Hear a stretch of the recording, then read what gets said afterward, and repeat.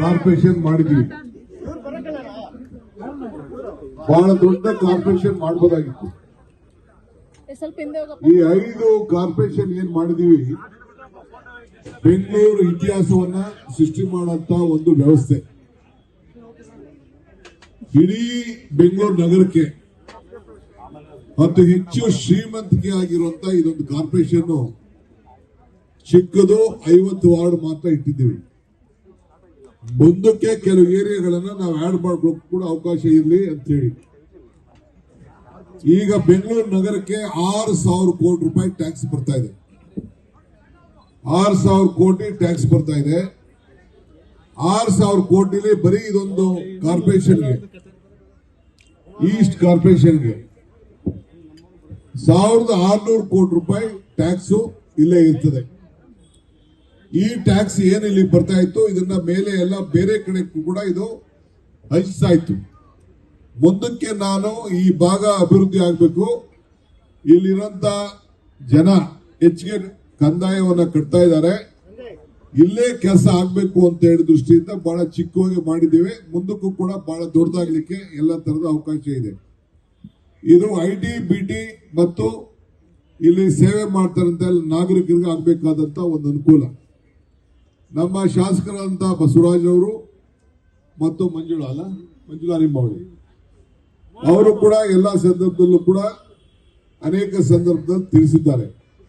ಬೇರೆ ನಮ್ಮ ಲೀಡರ್ಗಳು ರಾಜೀವ್ ಗೌಡ ಆಗಿರ್ಬೋದು, ಪೂರ್ಣಿಮಾ ಇರ್ಬೋದು, ಮೋಹನ್ ಇರ್ಬೋದು ಮತ್ತು ಅನೇಕರು ಕೂಡ ನನಗೆ ನಾರಾಯಣ ಸ್ವಾಮಿ ಆದಿಯಾಗಿ ಕೆಲವು ಅನೇಕ ಅರ್ಜಿಗಳನ್ನ ನಾಗೇಶ್ ಎಲ್ಲ ಕೂಡ ತಂದು ಕೊಟ್ಟಿದ್ದಾರೆ.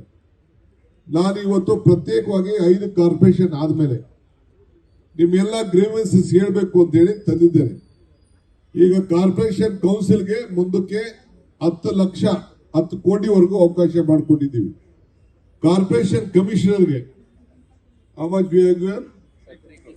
3 ಕೋಟಿ ಅವರೇ ನೇರವಾಗಿ ಡಿಸಿಷನ್ ತಗೊಳಕ್ಕೆ ಅವಕಾಶ ಮಾಡಿಕೊಟ್ಟಿದ್ದೀವಿ. ಕಮಿಟಿಗೂ ಕೂಡ 5 ಕೋಟಿ ರೂಪಾಯಿವರೆಗೂ ಬಹಳ ಕೊಟ್ಟಿದ್ದೀವಿ. ಮೊದಲು ಇಡೀ ಬೆಂಗಳೂರು ನಗರಕ್ಕೆ 10 ಕೋಟಿ ಇತ್ತು, ಈಗ 50 ಕೋಟಿ ಖರ್ಚು ಮಾಡಕ್ಕೆ ಅವಕಾಶವನ್ನ ಕೊಟ್ಟಿದ್ದೇವೆ ಬೆಂಗಳೂರು ನಗರಕ್ಕೆ. ಅಂದ್ರೆ ಅವ್ರಿಗೆ 5 ಪಟ್ಟು ಜಾಸ್ತಿ ಅವಕಾಶಗಳನ್ನ ನಾವು ಮಾಡಿ ಕೊಟ್ಟಿದ್ದೇವೆ, ಡಬಲ್ ಮಾಡಿ ಅವಕಾಶ ಕೊಟ್ಟಿದ್ದೇವೆ. ಇವತ್ತು ನನಗೆ ಅನೇಕ ಬೇಡಿಕೆಗಳನ್ನ ನನ್ನ ಮುಂದೆ ಇಟ್ಟಿದ್ದಾರೆ. ಯಾರು ನನ್ನನ್ನ ಭೇಟಿ ಮಾಡಕ್ ಆಗಿಲ್ಲ, ಯಾರ ಸಮಸ್ಯೆ ಇದೆ, ನಿಮ್ಮೆಲ್ಲರೂ ಕೂಡ 1533 ನೀವು ನೋಟ್ ಮಾಡ್ಕೊಳ್ಳಿ. 1533ಗೆ ಫೋನ್ ಮಾಡಿ ನಿಮ್ಮ ಹೆಸರು, ನಿಮ್ಮ ಫೋನ್ ನಂಬರು ಎಲ್ಲ ತಿಳಿಸಿದ್ರೆ ಆಗ ನಾವೆಲ್ಲ ಕೂಡ ರಿಜಿಸ್ಟರ್ ಮಾಡ್ಕೊಳ್ತೀವಿ. ರಿಜಿಸ್ಟರ್ ಮಾಡಿಕೊಟ್ಟು ನಿಮ್ಗೆಲ್ಲ ಫೋನ್ ಮಾಡ್ತೀವಿ. ಇವತ್ತು ಯಾರು ನಿಮ್ಗೆ ನನ್ನನ್ನ ಬಂದು ಇಲ್ಲಿ ಭೇಟಿ ಮಾಡಿ ಬರ್ಸಿದ್ದೀರಿ ಅವರೆಲ್ಲರೂ ಕೂಡ ಮತ್ತೆ ಫೋನ್ ಬರ್ತದೆ. ಫೋನ್ ಬಂದು ನಿಮ್ಮ ಸಮಸ್ಯೆಗಳನ್ನ ನಾವು ಆಲಿಸಿ ದಾಖಲೆಗಳನ್ನ ನಿಮ್ಮ ಹತ್ರ ತೆಗೆದುಕೊಂಡು ನಮ್ಮ ಅಧಿಕಾರಿಗಳ ತಂಡ ಪರಿಶೀಲನೆ ಮಾಡಿ ಏನಾಯ್ತು ಅದಕ್ಕೆ ಗ್ರೀವೆನ್ಸಸ್ ಅಂತ. ಕೆಲವರು ಲಿಟಿಗೇಷನ್, ಪ್ರೈವೇಟ್ ಲಿಟಿಗೇಷನ್ ಕೊಟ್ಟಿರ್ತೀರಿ, ಸರ್ಕಾರದ ಆಸ್ತಿಗಳು ಕೊಟ್ಟಿರ್ತೀರಿ. ಅವು ಕೂಡ ನಾವು ನೋಡಿ ಸರ್ಕಾರದ ಆಸ್ತಿ ಕೂಡ ಗಮನದಲ್ಲಿ ಇಟ್ಕೊಂಡು ನಾವು ತೀರ್ಮಾನವನ್ನ ನಾವು ಮಾಡಬೇಕಾಗ್ತದೆ. ಯಾರು ಲಂಚ ಕೇಳಿದ್ರು, ಯಾರ ಹೆಸರು ಹೇಳ್ತಿದ್ರಲ್ಲ ಅಧಿಕಾರಿ, ಯಾರು ಕೇಳಿದ್ದಾರೆ ಅಂತ ನಾನು ಇವತ್ತು ಸಾಯಂಕಾಲದೊಳಗಡೆ ಅವನ್ನ ಸಸ್ಪೆಂಡ್ ಮಾಡಬೇಕು ಅಂತ ಇಲ್ಲೇ ನಮ್ಮ ಕಮಿಷನರ್ ಹೇಳ್ತೀನಿ. ಅದನ್ನ ನಾವು ಅಕಸ್ಮಾತ್ ಸುಳ್ಳಾಗಿದ್ರೆ ರಿವೋಕ್ ಮಾಡ್ತೀನಿ, ನಿಜ ಆಗಿತ್ತು ಅಂತಂದ್ರೆ ಇವತ್ತು ಸಾಯಂಕಾಲದೊಳಗಡೆ ನಾನು ಅದನ್ನ ಸಸ್ಪೆಂಡ್ ಮಾಡಕ್ಕೆ ನಾನು ಇಲ್ಲೇ ನಿಮ್ಮ ಎದುರುಗಡೆ ಮಾರ್ಗದರ್ಶನವನ್ನು ಕೊಡ್ತೇವೆ.